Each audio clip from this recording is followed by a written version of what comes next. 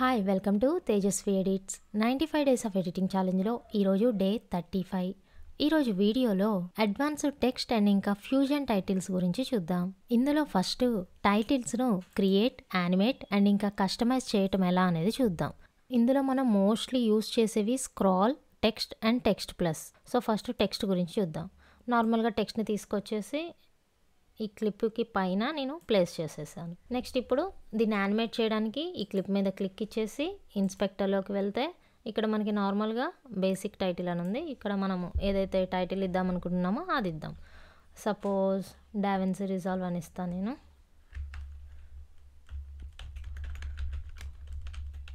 DaVinci Resolve tutorial Tejaswi. So ఇప్పుడు మనం దీన్ని కస్టమైజ్ చేద్దాం. సో నాకేంటి అంటే ఈ ఫస్ట్ లైన్ వచ్చేసి ఒక కలర్లో, సెకండ్ లైన్ వచ్చేసి ఇంకో కలర్లో రావాలి. నార్మల్గా మనం ఇక్కడ కలర్ అని క్లిక్ చేస్తే అక్కడ 2 లైన్స్ కూడా చేంజ్ అయిపోయింది. సో నాకు అలా కాదనమాట, అండూ చేశాను. నాకు ఓన్లీ ఒక్కొక్క లైన్కి ఒక్కొక్క కలర్ కావాలి. సో అలాంటప్పుడు ఏం చేయాలి, ఫస్ట్ లైన్ సెలెక్ట్ చేసి కలర్ చేంజ్ చేసుకుందాం. Suppose yellow. Okay, next second. అలా మనకి ఏ లైన్ కావాలంటే ఆ లైన్ని సెలెక్ట్ చేసి కలర్ అనేది చేంజ్ చేసుకోవచ్చు. బ్లూ. ఓకే, కాసేపు బ్యాక్గ్రౌండ్ని ఆఫ్ చేద్దాం. సో దానికోసం కీబోర్డ్లో D అని ప్రెస్ చేయండి. నెక్స్ట్ బ్యాక్గ్రౌండ్ దగ్గర కలర్ దగ్గర మనం చేంజ్ చేద్దాం. ఓకే, అయితే బ్యాక్గ్రౌండ్ కలర్ సెట్ చేసాం కానీ విజిబుల్గా లేదు. ఎందుకు అంటే దీని హైట్ 0లో ఉంది. సో ఇంక్రీజ్ చేద్దాం. సో ఇప్పుడు కనపడుతుంది. అయితే నాకు బ్యాక్గ్రౌండ్ ఓన్లీ టెక్స్ట్ వరకే కాదు, ఫుల్గా ఈ క్లిప్కి రావాలి అంటే ఎఫెక్ట్స్లోకి వెళ్ళేసి జనరేటర్స్, సాలిడ్ కలర్ని తీసుకొచ్చేసి ఈ టైటిల్కి కింద ప్లేస్ చేయాలి. సో ప్లేస్ చేసిన తర్వాత దాన్ని క్లిక్ ఇచ్చేసి ఇక్కడ కలర్ని ఏది బ్యాక్గ్రౌండ్లో కావాలో అది సెలెక్ట్ చేసుకోవాలి. నేను సేమ్ కలర్ సెట్ చేస్తున్నా. ఓకే, సో ఇప్పుడు దానికి బ్యాక్గ్రౌండ్లో కలర్ సెట్ అయిందనమాట. సో బ్యాక్గ్రౌండ్ సెట్ చేశాక ఈ బ్లూ కలర్ అనేది అంతగా అనిపించట్లేదు. సో వైట్కి చేంజ్ చేద్దాం. సో నెక్స్ట్ వచ్చేసి డ్రాప్ షాడో కలర్ బ్లాకే ఉంచుదాం. యాంగిల్ చేంజ్ చేద్దాం, డౌన్కి పెడదాం, right side. Okay, blur percentage కొంచెం ఇంక్రీజ్ చేద్దాం అండ్ ఒపాసిటీ తగ్గిద్దాం. ఓకే, ఇప్పుడు మనకి ఇక్కడ పొజిషన్ ఉంది, జూమ్ ఉంది. ఇక్కడ రిచ్ టెక్స్ట్లో పొజిషన్, జూమ్ ఉంది అండ్ సెట్టింగ్స్లో కూడా ఉంది position and Zoom.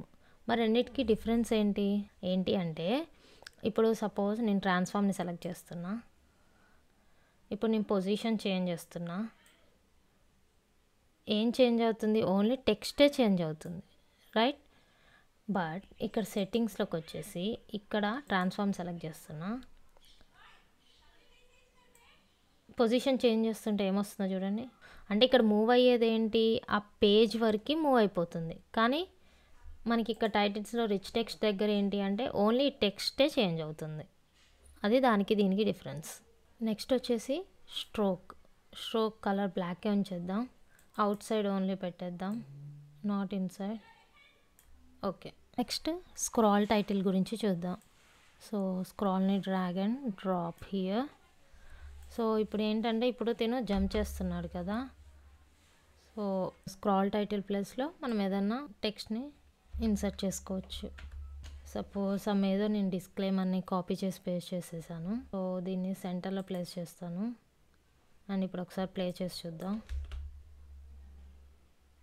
Okay, and దీనికి బ్యాక్గ్రౌండ్ సెట్ చేద్దాం.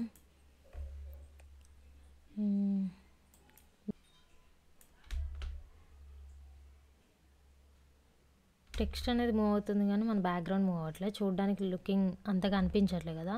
అయితే దీనికి ఆల్టర్నేటివ్ ఇంకొకటి ఏంటి అంటే మనం ట్రాన్స్ఫార్మ్ని క్లిక్ చేసి మినిమైజ్ చేసి లెఫ్ట్లో ప్లేస్ చేసుకుంటున్నా. సో ఇప్పుడు ఒకసారి ప్లే చేసి చూద్దాం.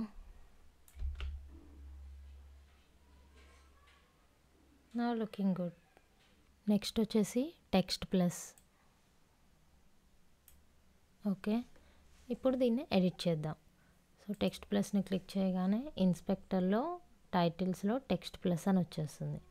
ఇందులో మళ్ళీ మనకి డిఫరెంట్ ట్యాబ్స్ ఉంటాయి. ఫస్ట్ టెక్స్ట్ అంటే నార్మల్ ఫీచర్స్ ఉంటాయి మనం రెగ్యులర్గా యూస్ చేసేవి. ఫస్ట్ మనం దీనికి ఏదైనా ఒక టైటిల్ ఇద్దాం. డావిన్సీ రిజాల్వ్ 18.6 అని ఇద్దాం.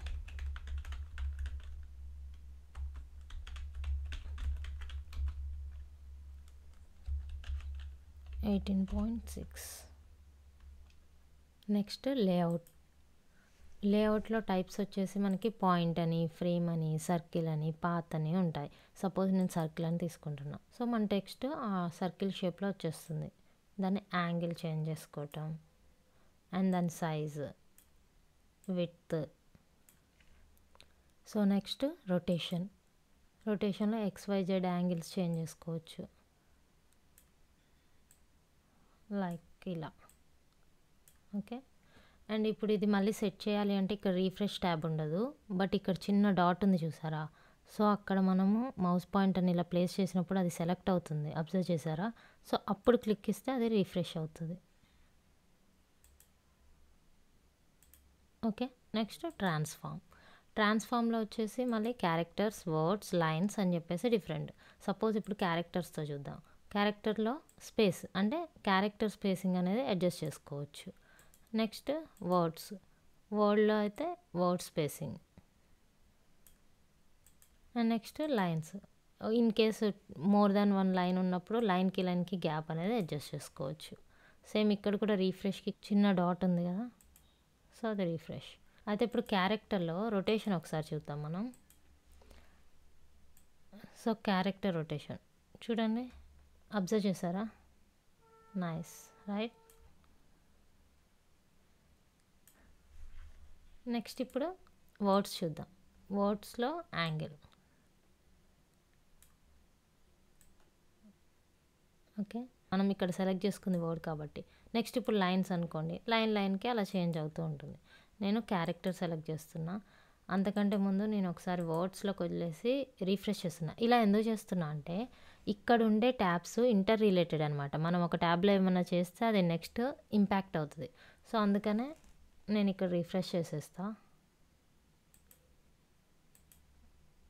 నెక్స్ట్ షేడింగ్లో వచ్చేసి మనకి ఇక్కడ ఫస్ట్ వన్ వచ్చేసి టెక్స్ట్ కలర్ ఫీచర్స్కి రిలేటెడ్ ఉంటుంది. నెక్స్ట్ సెకండ్ వన్ వచ్చేసి అవుట్లైన్ ఎనేబుల్ చేస్తే ఇక్కడ ఏ కలర్ ఉంటే ఆ కలర్ ఎనేబుల్ అవుతుంది.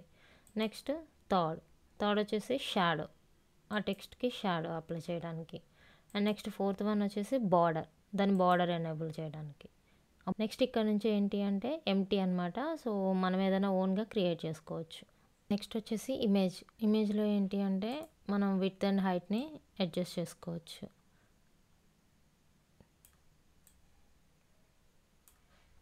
నెక్స్ట్ సెట్టింగ్స్లో మనం ఇక్కడ సెట్టింగ్స్ చేయొచ్చు, మోషన్ బ్లర్, క్వాలిటీ, దానికి ఎంత ఉండాలి ఏంటి అనేది ఇవి అడ్జస్ట్ చేసుకోవచ్చు.